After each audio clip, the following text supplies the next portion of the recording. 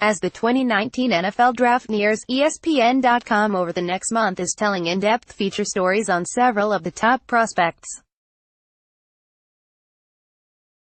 Check back here throughout the month to read more. The draft begins April 25th at 8 p.m. Eastern Time on ESPN, ABC and the ESPN app.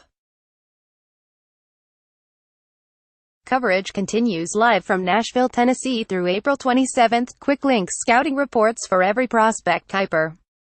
It's not about where he'll be selected in next week's NFL Draft. ESPN's Mel Kiper pegs the defensive tackle from Western Illinois as a second-round pick.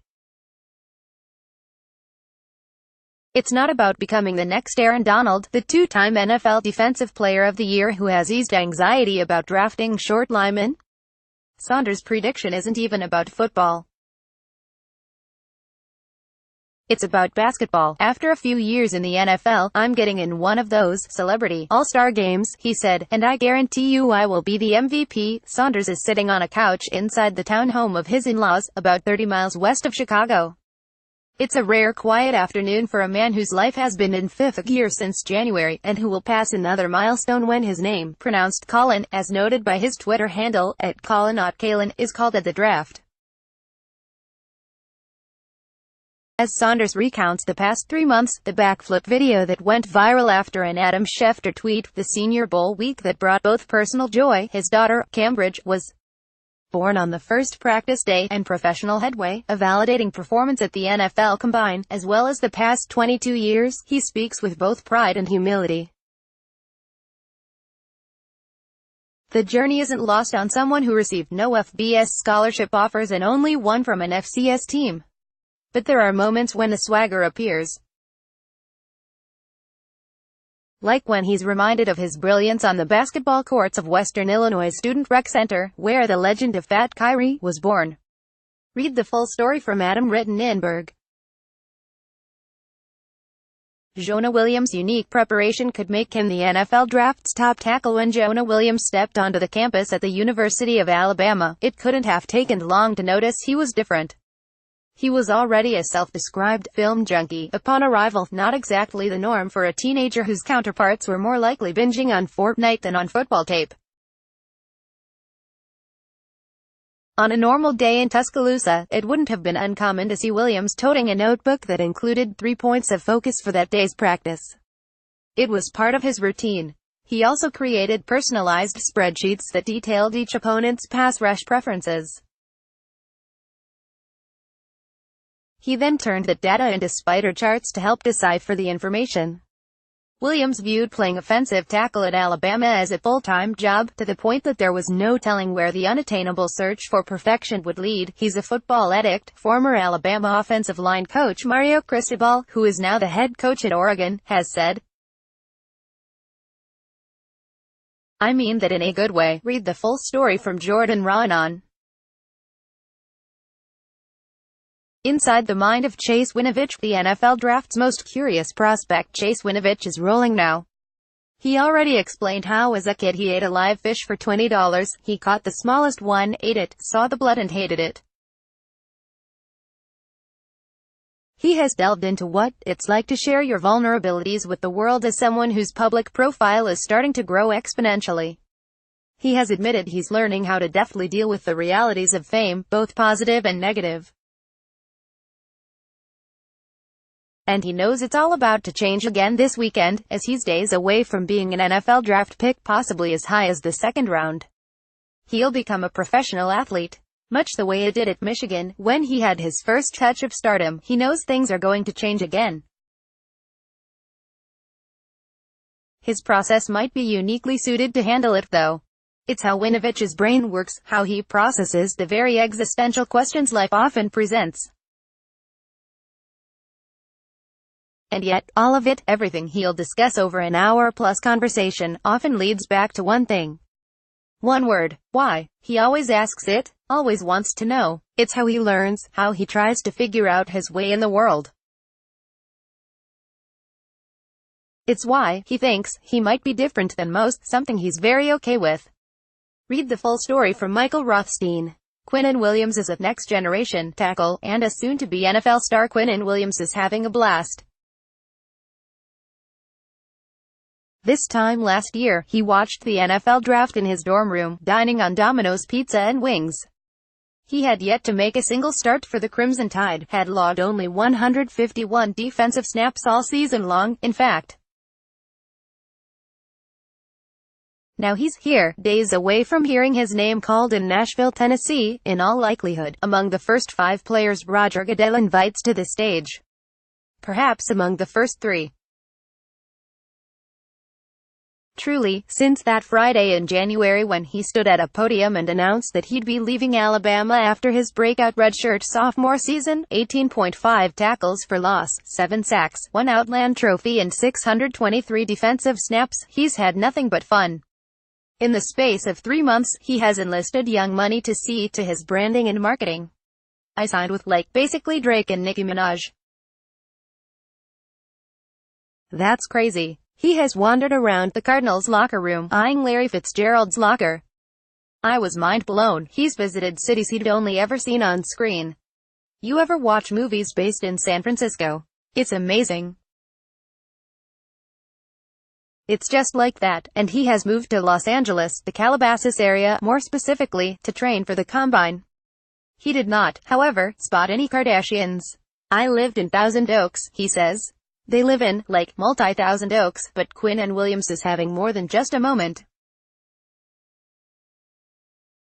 He's arriving at the exact right time. Read the full story from Hallie Grossman.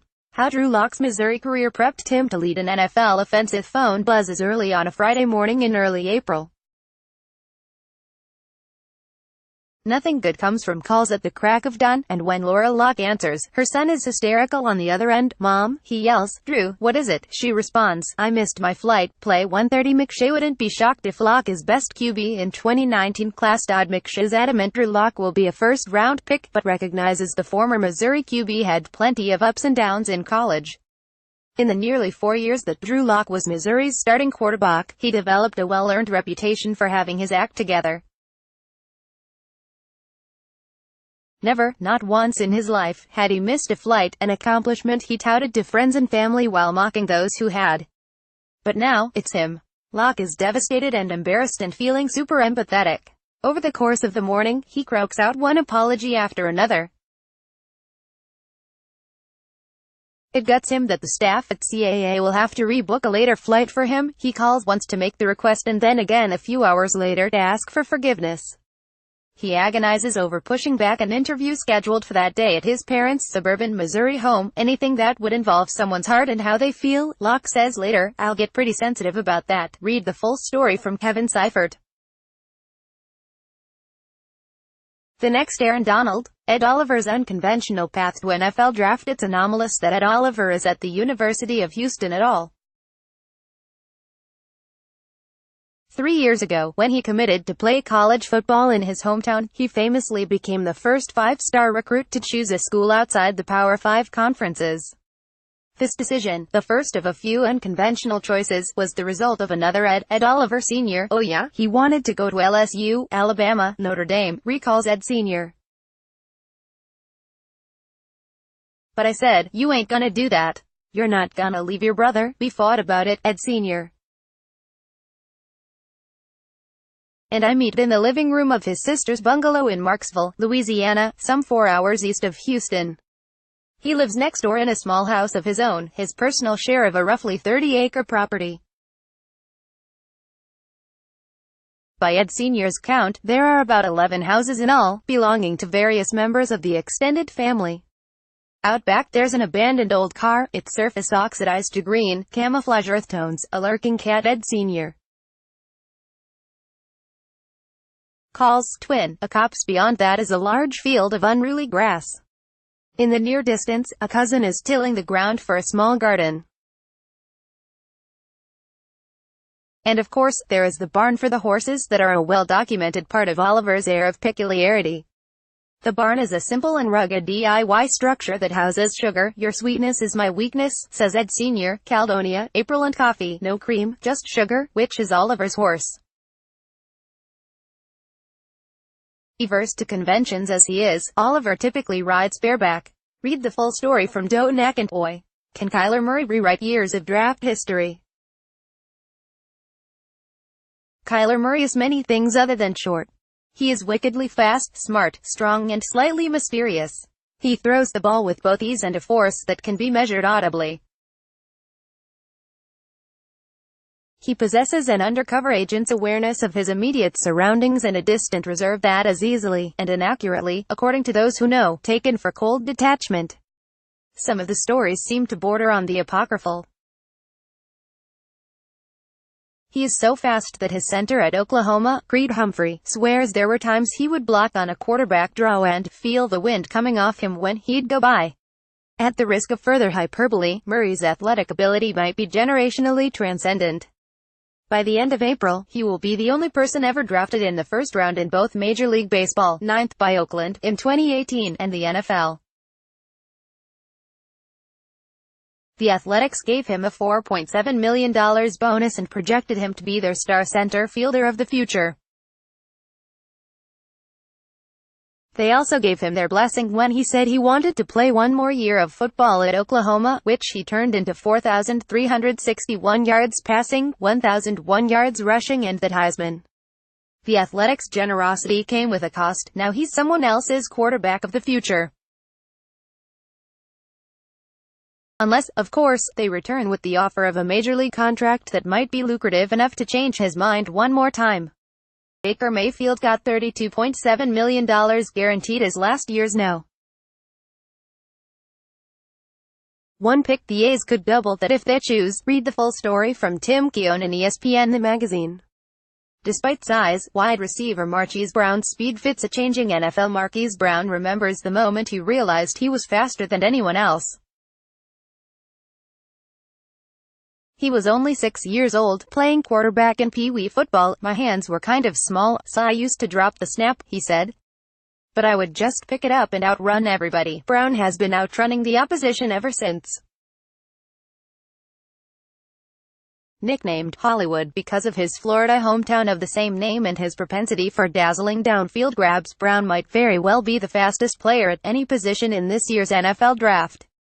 The Oklahoma All-American led college football with 11 catches of 40 yards or more last year and produced consecutive 1,000-yard receiving seasons, starring as the go-to playmaker for Baker Mayfield and Kyler Murray, respectively, as they won consecutive Heisman trophies.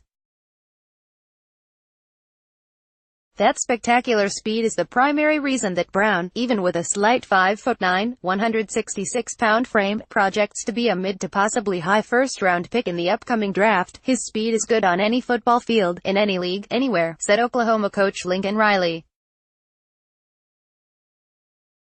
It's a game-changer and people recognize that. Read the full story from Jake Trotter. What really happened with Nick Bosa? He has answers. Nick Bosa, who happens to be built like a baby rhinoceros, is chasing me. I'm moving as fast as my 41-year-old legs can churn through the uneven sand. We're on a private beach in South Florida, and there is a prop football in my hands, a detail that seems irrelevant at the moment because there is a hint of malice in Bosa's eyes. It's like a predator about to run down its prey. In theory, Bosa is chasing me as part of a photo shoot for this magazine.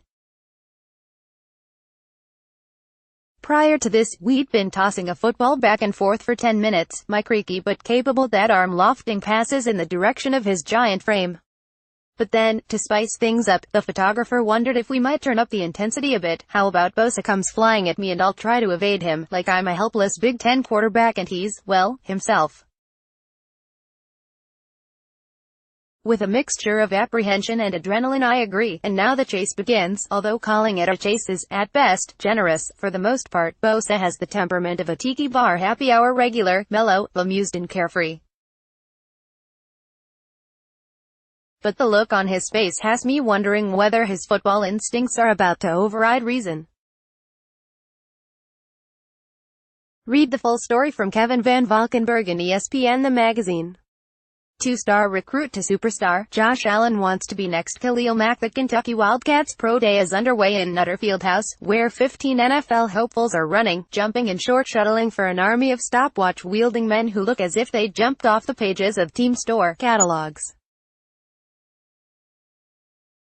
Every team is represented as they evaluate the draft-eligible players from Kentucky's winningest team in 40 years, 10-3 overall, but the best of those players is a spectator. He's off to the side, mingling with onlookers, chatting with scouts and doing the dad thing. Draft Academy documents the journey of 6 prospects: Nick Bosa, Marquise Brown, Drew Lock, Tyree Jackson, Jarrett Stidham and Josh Jacobs. Watch on ESPN on this day. Linebacker Josh Allen's only physical activity is chasing around his 14-month-old son, Wesley, who has a deceptively quick first step.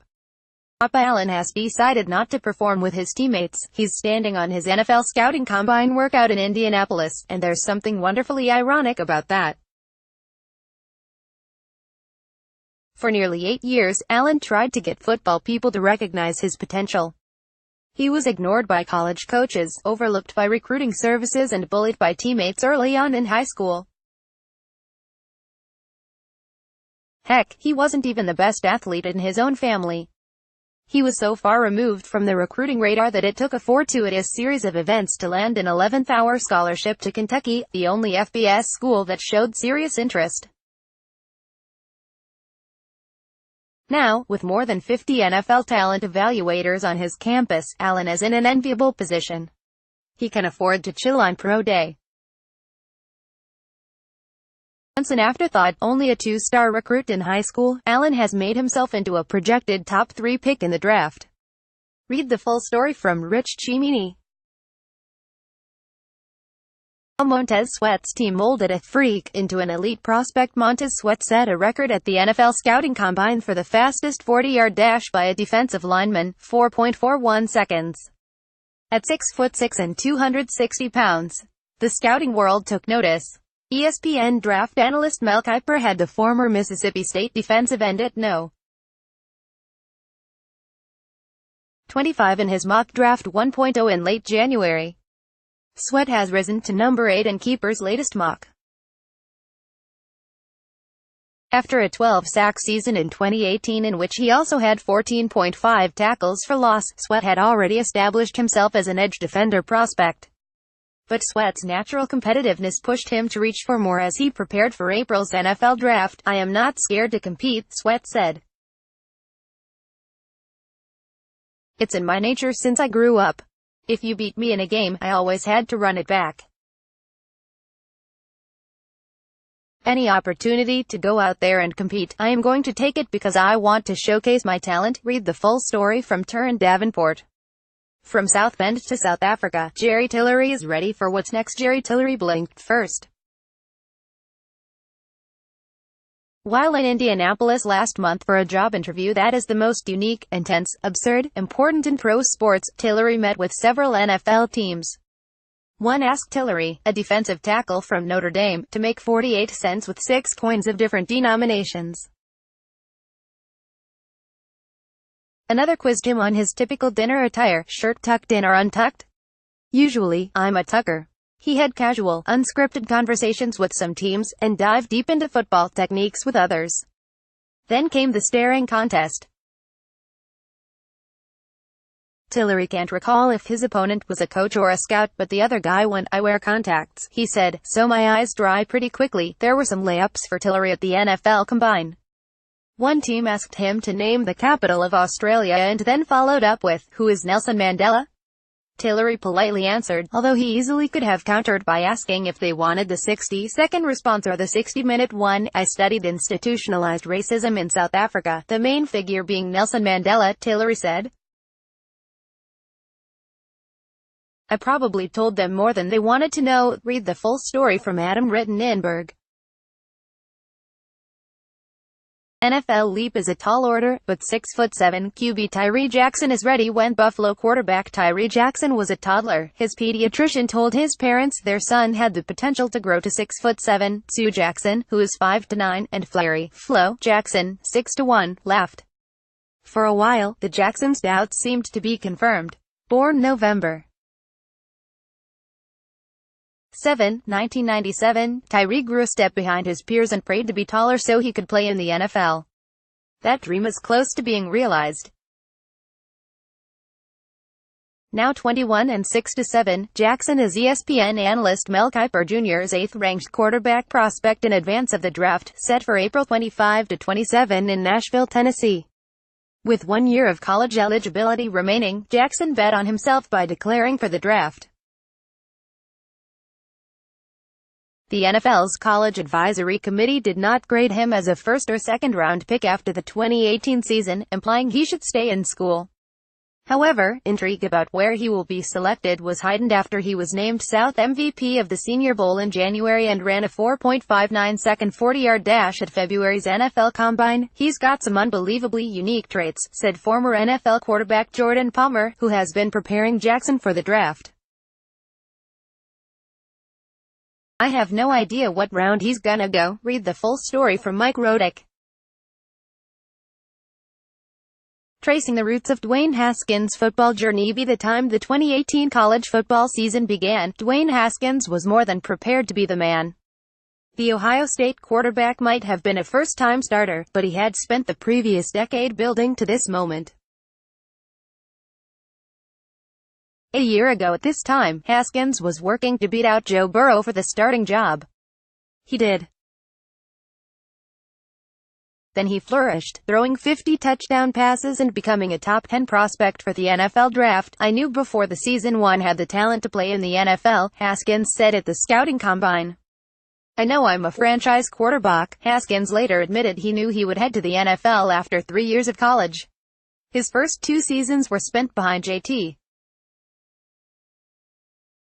Barrett, learning how to be a leader. "He came a long way," Ohio State coach Ryan Day said, "in a short period of time." Read the full story from John Keim. How DK Metcalf became an internet-breaking wide receiver prospect. Oakland Raiders coach John Gruden joked at the NFL Combine that when he saw the shirtless photo of DK Metcalf, it made him want to head straight to the weight room to work on his own physique. "We had a guy walk in our room last night, a receiver out of Ole Miss. His name is Metcalf, and he looked like Jam Brown," Gruden said. "I mean, he's the biggest wideout I've ever seen, and you've got to ask yourself, who's tackling this guy?" People couldn't help but react. Coaches, scouts, players, fans, just about anyone with a Twitter account and an interest in football, or the potential of the human body. When Metcalf finished his 4.33 40-yard dash, he grabbed his smartphone, took a seat on a bench and placed a FaceTime call. Cameras were rolling as he broke down and wept while looking at the faces on his phone. "We did it," he told them.